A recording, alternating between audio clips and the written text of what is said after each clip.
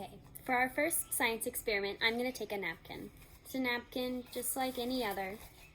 I'm going to unfold it so that it's got a lot of area around it. And we're going to drop this and see how it falls.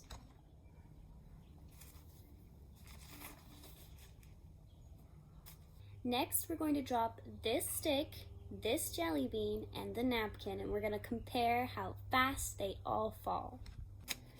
Okay, so I'm dropping my jelly bean first. Okay, now my stick. And now my unfolded napkin. Interesting, right? What did you notice? I noticed that the jelly bean and the stick fell about the same speed, but the napkin fell a little bit slower. So what is air? It's not a solid. Solid is a hard object, like a brick or a rock. It's hard, it can't move, you can't change it or bend it in any way. It's solid and it's hard. It's not a liquid. A liquid is like water or this apple juice I have here. You can move it around and it takes shape, and it needs a container like this solid. This solid, you can't move it or bend it, but this solid is holding all this liquid. The liquid can move, but the solid cannot. It's called a gas. Here are some examples of a gas. Steam is a gas that comes from boiling water, like when you eat pasta. Clouds are a gas too. They're really similar to steam, but in the sky, in the air. So if we go back to my apple juice, there's a solid, there's a liquid, and there's a gas. The gas is everywhere around me, including inside the cup.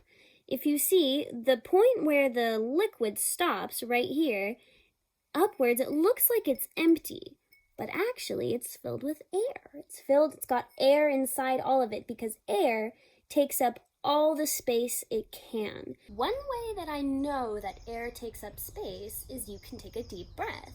So take a deep breath with me, ready? Did you feel your lungs? They filled up with air, with oxygen. So air is all around us. I'm in air right now.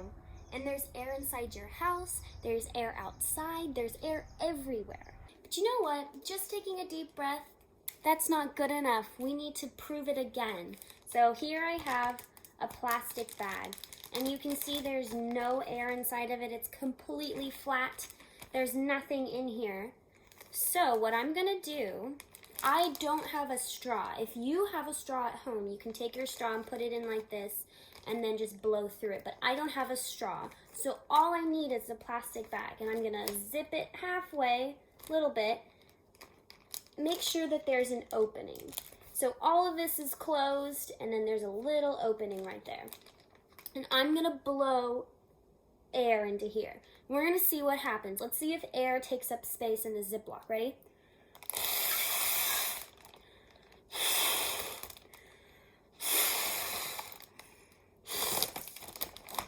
Now look. It's huge. And look, it's staying the same shape. So there's only air inside, and I sealed it off, right? So that no air can escape. And now I have air in here.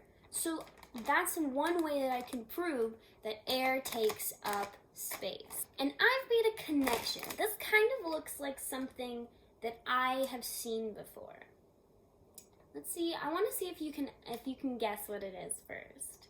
Before I say it looks something like this. I'm not going to tell you my connection now. I'm going to see if you can guess. And draw a picture of it and send it to me. And let's see if you can figure out what I'm talking about. And then I want you to try these experiments at home. If you have a napkin or a Ziploc or something like that, try this at home and then take a picture and send that to me as well. And you'll be hearing more from me later.